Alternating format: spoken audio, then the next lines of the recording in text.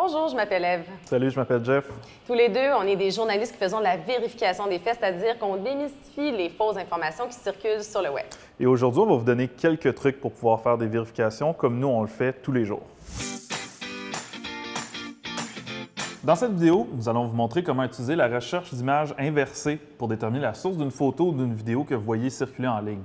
C'est très pratique si vous ne savez pas d'où provient une image que vous voyez circuler sur Internet.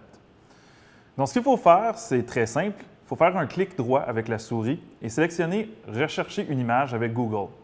Cela vous donnera toutes les autres fois où l'image a été publiée sur le web. Vous pouvez donc juger par vous-même s'il s'agit d'une image réelle ou fausse.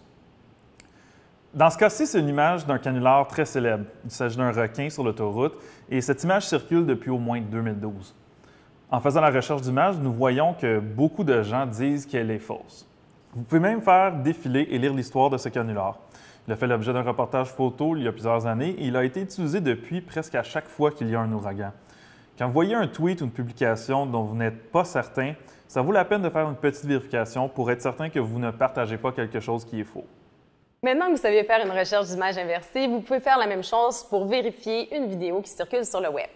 Prenons l'exemple d'une vidéo d'un aigle qui attrape un bébé dans un parc. Il suffit de la mettre sur pause puis de faire une capture d'écran que je vais enregistrer sur mon bureau d'ordinateur.